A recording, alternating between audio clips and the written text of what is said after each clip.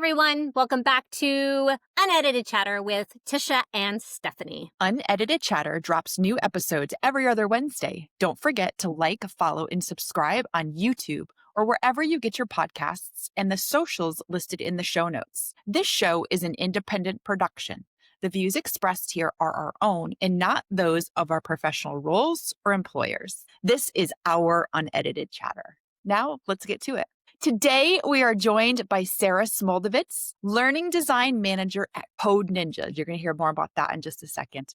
Sara co-designed this learning management system with Bill Marsland, who wasn't able to join us today, but he is the Director of Education and Training. And Sara is here today to discuss how education is changing in this digital age and how families and teachers can prepare kids for success. So I was super excited about this session just because I have heard so much about coding.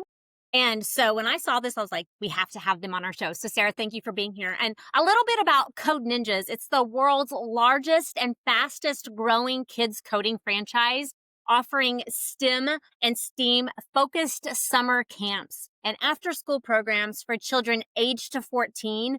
And Sara, what an awesome program. So tell us just a little bit how this started and what you're most excited about. Yeah, absolutely. So Code Ninjas has been around, I believe, since about, I'm going to get the date wrong, but probably 2016, 17, 18, somewhere around there. So it's like past, I would say, the newish stage and kind of we're really establishing ourselves overall. I think what excites me most about Code Ninjas is just the informal learning space and the value that we can add to communities. I think more and more so kids are getting a little bit of coding in schools, but it's by no means really equitable all the way across. And so I think Code Ninjas is an awesome space that kids can come to really bring their ideas to life, to get to make things that they want to make, to practice creating projects and learning about computer science concepts and really just tinkering in new ways and be able to connect with other kids who are interested in a lot of the same topics in their communities too.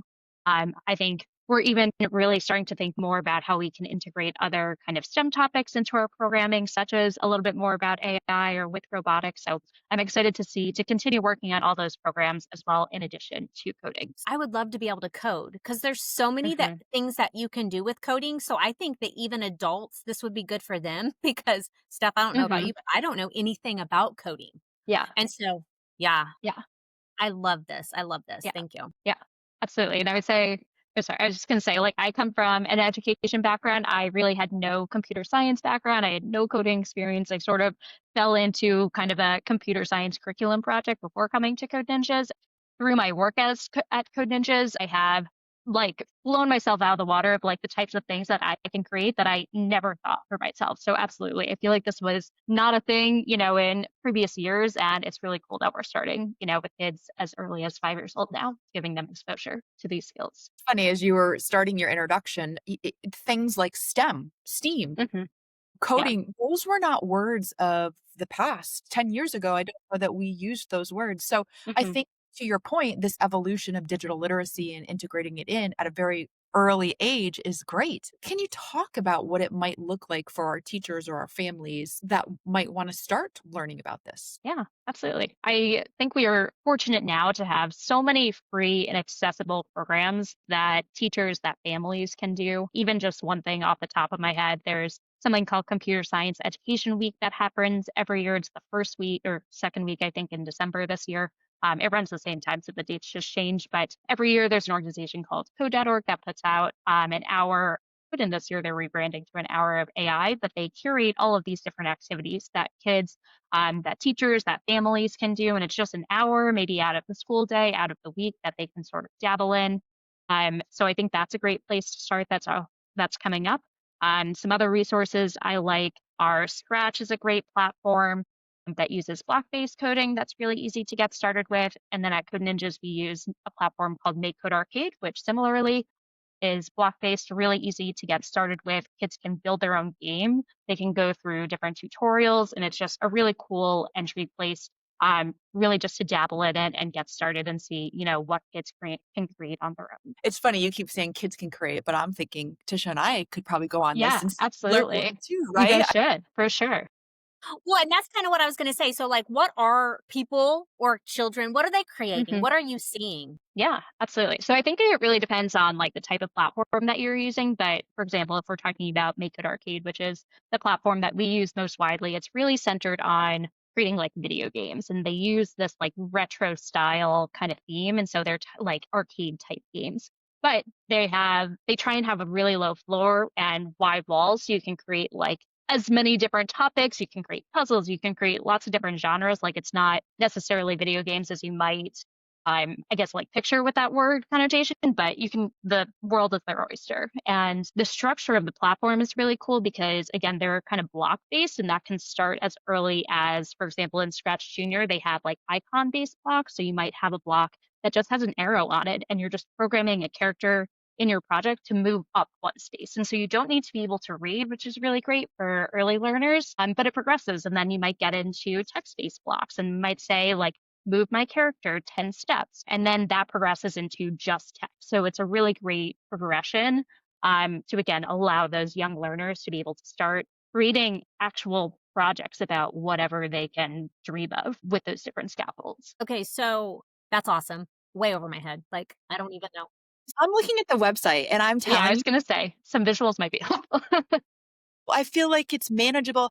I mean, I see products on here that are created by, what I love, number one, is the families are shown on the website. So I love that. You have a parent sitting next to a child or an educator sitting next to a child, and that's fun. Yeah, I love the fact that you've got products here from 7 to, all the way up. Hmm.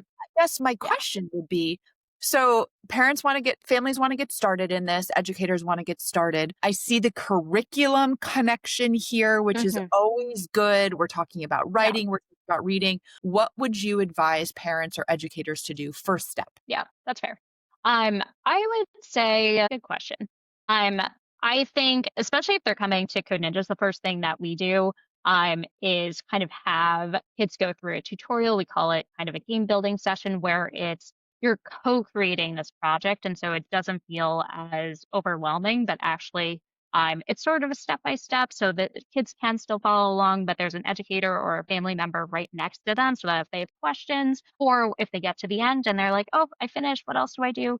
They can be like, let's customize this. Let's add a background color. Tell me what other sprites you might add to this game. What if this played a sound? What other, customizations can you add to really make this project your own? And so they feel ownership over this thing.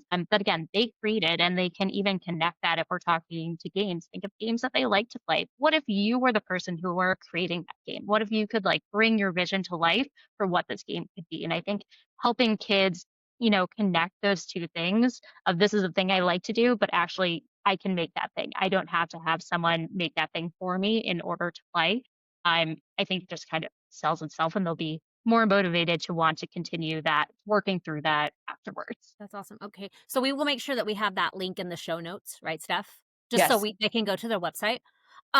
So listeners, I just wanted everybody to know that. Sarah, so do you partner with schools or is this something that they would completely do on their own and the families would have to enroll them, things like that? Yeah, so it's completely, I mean, many of our centers do partner with schools, but again, it's a franchise-based system. So there are many different franchisees in our system. They open up their own locations in, across the US and Canada and the UK, and they do their own enrollments. They, have leads in their community. Parents come in, want to sign their kids up. They go through a game building session and so on. And so they have their own building structure separate from schools. Many of our centers do partner with schools and they'll do like an after school program where either they'll go pick up kids from schools and bring them to Code Ninjas or they'll just push into the schools themselves. But not everybody does that. So I would say for the most part, it's outside of school. That is super cool. Yeah.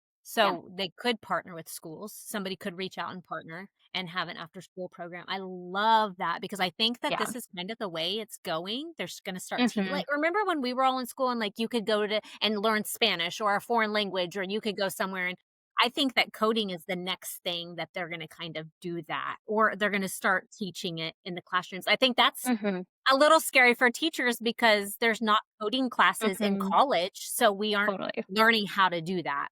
Yeah, absolutely. We do a lot with the Computer Science Teachers Association, which is kind of the largest CS teacher organization in the country. And we've presented at their conference a few years. And have been on various committees, but it's really interesting because a lot of new computer science teachers will come to that conference, and many of them are not CS teachers. They're a first grade teacher who has been asked to integrate coding into their exercise, into their lessons, and they come in and they have no idea what to do or where to get started. And so all of these sessions are really great for helping them kind of figure out really where to start, what they should include, what types of activities they can include. And I think the biggest thing for new teachers too is just sort of being okay with not knowing the answers and being okay with the open-endedness that is coding, is creating a project that is working with technology. And oftentimes I think teachers can find that really scary when a kid comes up to you and you're like, oh, I don't know how to do that. Instead of kind of reframing it and saying like, oh, let's figure this out together. What might this do? Let's try that out. So yeah, I agree. I think it can feel really daunting, but I do think it's happening more and more, and will continue to do so moving forward. And as I look at the website, I see very much a connection to assessment, very much a connection to outcome based learning.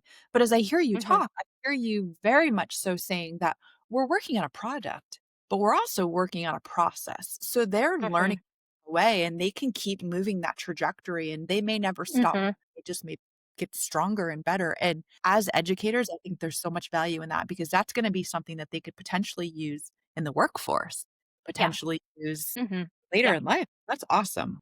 Yeah, absolutely. And I think yes, learning how to code and learning how to use technology is important. And that's, really an essential literacy for the 21st century. But also by learning how to code, you learn so many other valuable skills that, exactly to your point, will be so important no matter if you become a software engineer or if you do literally anything else in your career. You're learning how, first and foremost, we always talk about how we're teaching kids to be problem solvers, right? When you learn how to code, when you're coding a project, you're inevitably going to run into a bug or an error or something that's not working correctly. And so instead of, when you see that bug, instead of freaking out and saying, like, I don't know what to do, I feel like I'm stuck.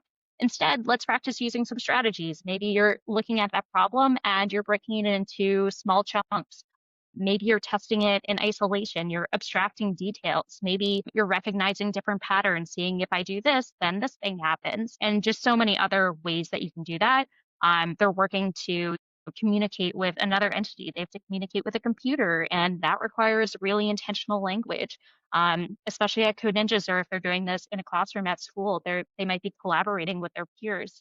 And I think the other piece that I like to highlight is that coding is also just, a form of self-expression, just like we're teaching kids to be writers, just like they're drawers, singers, whatever it is. Coding is just another thing to add to that toolkit. It's another way, again, to just bring your ideas to life, which, again, it's going to be helpful no matter what career path they pursue for the rest of their lives. So I think all those skills are really important. If we have a parent or a teacher, administrator, someone who wants to try this out, find out where you are, like what do they need to do? Yeah, absolutely. So they can go to codeninjas.com, and there's, I forget which tab it is, but there's a whole list of locations that they can go there.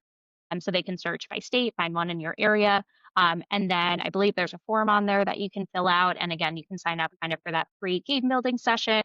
Families can bring their child in. The child will do a tutorial with one of our code senseis. We're kind of the instructors in the center. And then the center director will give the parents kind of a tour of the space, answer any questions, and then they'll get to play their game once their child comes out and finishes their project, which is always really fun. So the last question as we wind down the session, I happened to look at some of those brick and mortar locations and I noticed there were several in Texas. So I'm just wondering if you'd be willing to come after Tisha and I visit one of the brick and mortar sessions. Oh yeah, absolutely, for sure. We Um, definitely need to visit. yeah, absolutely. So it started in Texas, and I forget exactly which one is the original. Like maybe somewhere outside of Houston. I forget exactly one, but that's also why there are so many in Texas. But there's lots to choose from. So I'm curious. Let me know which location you go to, and yeah, happy to chat about your experience there afterwards. Like we will do that and then we'll let Yeah, you know. yeah, sounds good. Thank you so much for being here, Sarah. This has been Yeah, amazing and we will have you on again, okay? yeah, sounds great. Okay. Can't wait. Thank you. Thank you. All right.